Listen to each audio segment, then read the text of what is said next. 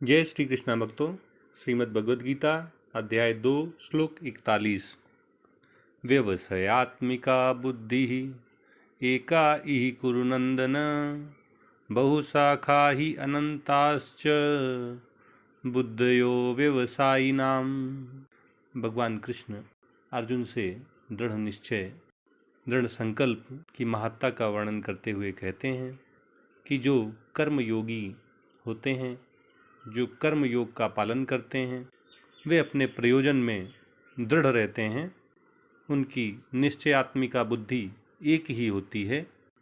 लेकिन जो दृढ़ प्रतिज्ञ नहीं हैं, अस्थिर विचार वाले विवेकहीन मनुष्य हैं, उनकी बुद्धि अनेक शाखाओं में विभक्त रहती है। निश्चय हो जाने पर, लक्ष्य केंद्रित हो जाने पर बुद्धि का भटकाव रुक जाता है। बुद्धि इधर उधर नहीं भागती है। कर्मयोग के द्वारा मनुष्य अपनी इच्छाओं की तृप्ति और फल की इच्छा दोनों का त्याग कर देता है। केवल आत्मस्वरूप का बोध हो जाए, परमात्म तत्व का ज्ञान हो जाए, यही एक दृढ़ निश्चय परमात्मा की प्राप्ति होगी, ऐसा दृढ़ विश्वास मनुष्य की बुद्धि के भटकाव को रोक देता है।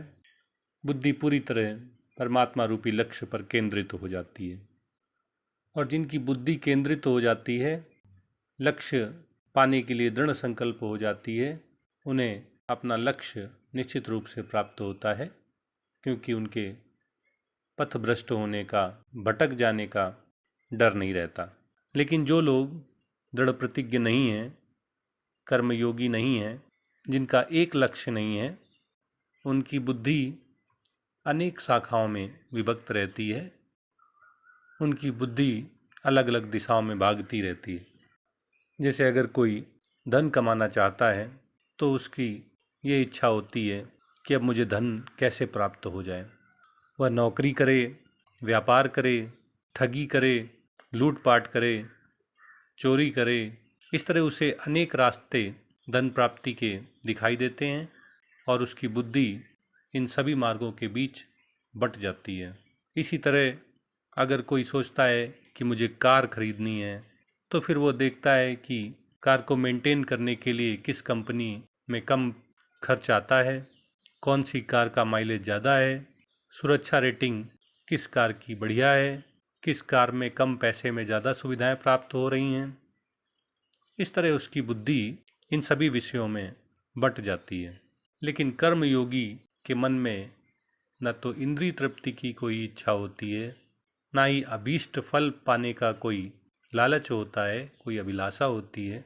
इसलिए उसके प्रत्येक प्रयास में उसका लक्ष्य आत्म साक्षात्कार, परमात्मा तत्व का बोध, परमात्मा की प्राप्ति, राग द्वेष का त्याग, सफलता और असफलता में एक समान बुद्धि, यही कर्मयोगी के दृढ़ संकल्प होते हैं, दृढ़ निश्चय होते हैं। और इसलिए उसमें भटकाव का कोई स्थान नहीं होता है, उसके भटकने की कोई संभावना नहीं होती। उसकी बुद्धि अपने लक्ष्य पर केंद्रित होती है और इस तरह उसे अपने प्रयासों का निश्चित रूप से अभीष्ट फल प्राप्त होता है।